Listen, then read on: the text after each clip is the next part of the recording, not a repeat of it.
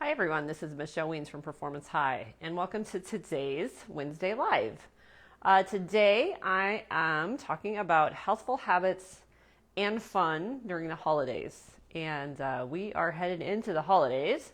I guess, for some people, I kind of feel this way. It's like when Halloween comes around, which I guess it is on Saturday, right? Yeah. When Halloween gets here, then it's like we're headed into the holiday season. Like it's full steam ahead. We got all of it coming. And the holidays are awesome, but they also can bring with them weight gain. And that does happen for many people.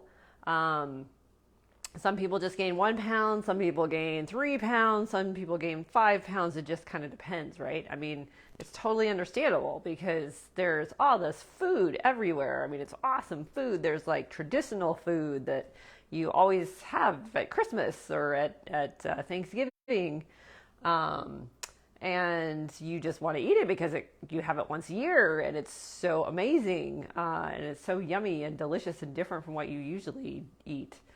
And then there's all the gifts that many times are food related, and the parties, although maybe not this year, huh? There may not be so many parties this year. Yeah, bummer. Well, anyway, many of us might be, taking our sorrows out by cooking and baking. So, as suffice to say, the holidays are full of food. And it's colder, so sometimes, we don't get as much exercise as we would like to do either. So a combination of those two things, people get weight gain. And it's not so bad that, if you gain a little weight during the holidays, okay, but the tricky part is that oftentimes it doesn't come off on the other end. And so if you gain, say, 2 pounds every Christmas for the next 10 years, that's 20 pounds, and that's pretty significant. So what I wanted to talk today about, since we're getting ready to head into holiday season, is how we can maintain some healthful habits and have some fun. Because sometimes I think we think that if we're doing all these things for our health and welfare, that all the fun part kind of goes away. That it's just the slog of trying to keep yourself on your healthy track. And I would argue that you can actually have both. So first, let's go through the healthful habits that maybe we could do more of or implement. Maybe some new ideas for you if you haven't thought of a couple of these things yet. Hey, Yetza, thanks for watching. We're talking about healthful habits and having fun during the holidays today.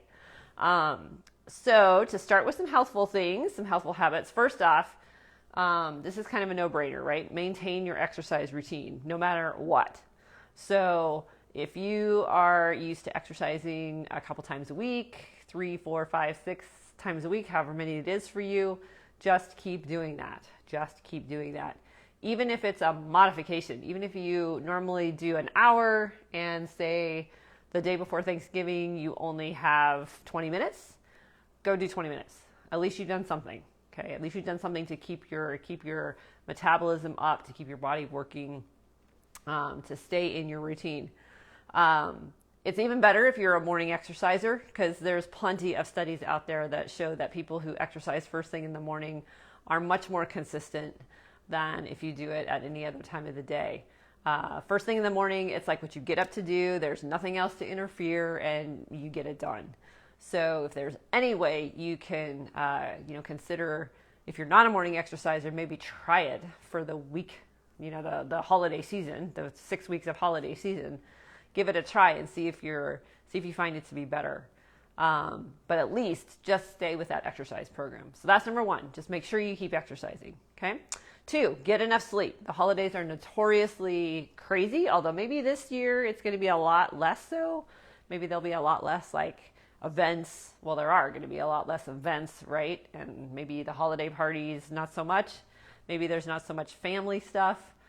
So actually, maybe this year it will be a really easy year for everyone to get enough sleep. But getting enough sleep is critical to your health and welfare, or well-being, I should say. I've done some lives here in the past that have talked about what happens when you don't get enough sleep, and your cravings for things like fats and sugars tend to go up. Easy energy. And so we tend to make less great food choices when we're fatigued.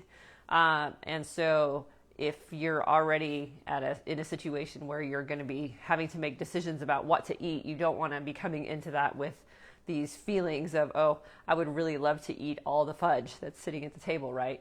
So make sure you get enough sleep. That'll keep you on your toes, able to make great decisions and keep your body happy. Stay hydrated. That, of course, is another one. That's a great way to kind of sort of keep the hunger at bay too.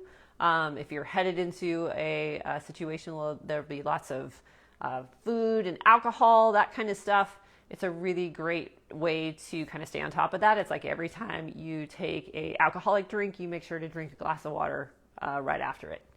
That keeps you hydrated and also tends to make you feel a little fuller, so you won't tend to overdo it quite as much.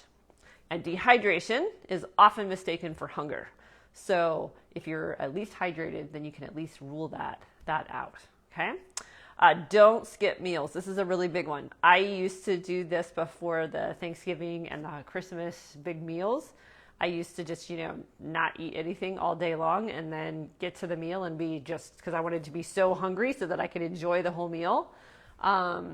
Well, the tricky thing is that you tend to overeat, right? You eat way too much because now you're starving to death. And so you just load up your plate and you eat way too much.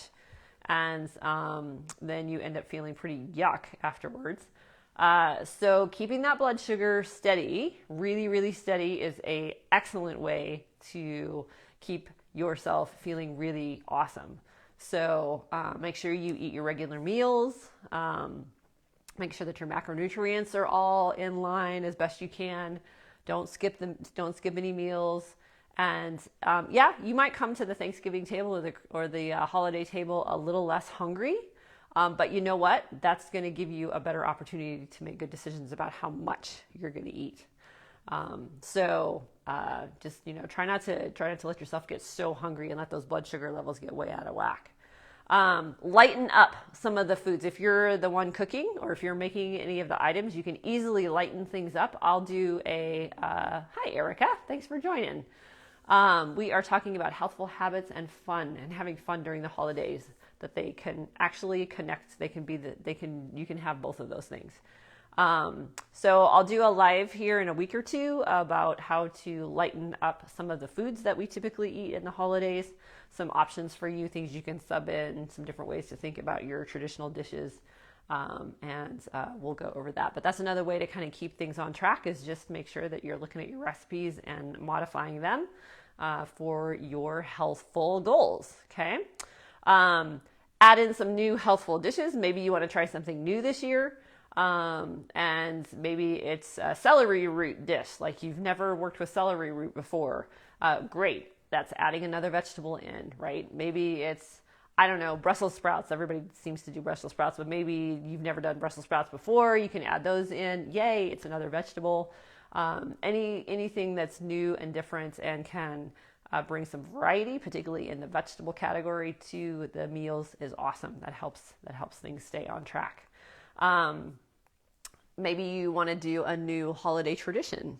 Maybe you want to exercise, get everybody in your group to exercise before and after the big meal. So you all go out for a little walk before you all sit down to eat, come back, have your meal, and then after the meal is done, you all go take another walk to kind of, let everything digest. At least it gets everybody up and going and gets the metabolism moving again and helps with digestion. And of course, you get to spend some family time, which is awesome, right? And then another healthful habit, which is great, is to eat mindfully.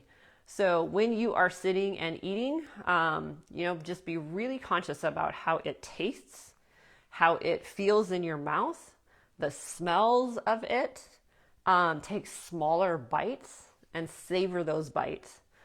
We all know that our feeling of fullness, it lags behind our ability to eat. So it usually takes 20 or so minutes after you're done eating until you feel like you're full. So if you just shove it all in 15 minutes and you eat way too much in that short time frame, you're going to end up being just completely stuffed and not feeling good. So the more time you take during that meal to just enjoy it and be in the moment, talk to the people around you, share your experience with the food and with them, not only the more enjoyable will that experience be, but you will also, of course, be working on eating only as much as you need. So it keeps things in check in terms of amounts. Okay. And then with regards to leftovers, leftovers are awesome. I love leftovers, absolutely live and die by leftovers. But maybe you only want to take enough leftovers for one meal or 2 meals instead of like a whole week full of meals. So just maybe you want to think about how you're going to limit the amount of leftovers that you end up with in your house. That's kind of what we've been doing in the pantry purge challenge that I've been running these last 2 weeks, is getting stuff out of the house that doesn't fit in with your fitness and your lifestyle and nutrition goals. So we want to think about that after these big meals too, right? You don't want to end up with half a turkey in your fridge if you don't really want to be eating that much turkey. Although I would argue turkey is pretty good for you. So maybe that's one of the better ones. Maybe let's say stuffing. Maybe you don't want to end up with half the stuffing in your fridge, even though I dearly love stuffing. But maybe only stuffing for one additional meal and not like 5 would be a good thing. Okay, so some different ways that you can kind of maintain your healthful habits during the holidays. Okay, so now let's talk about the fun part, all right? We can have some fun too. So if you have done all of the healthful things above that you wanted to do and have put those in place and you've stuck to your plan with those, then you know what? When the meal comes around, you get to have fun with it. So my feeling is, so I eat 7 times a day. Every 2 hours I eat. So if I've eaten, 5, if that big Thanksgiving dinner is coming around at 4 o'clock in the afternoon, I've already eaten like 5 or 6 meals by that point. When Thanksgiving gets there, I'm going for it. I'm going to eat whatever I want. I'm going to eat however much I want. And the beautiful thing is, though, is that if I've already eaten my good, solid, healthful, nutritious, awesome 5 to 6 meals already during that day, then I'm not coming in starving. I'm not coming in with huge cravings. I'm going to come in, I'm going to take what I want, and I'm going to really enjoy it.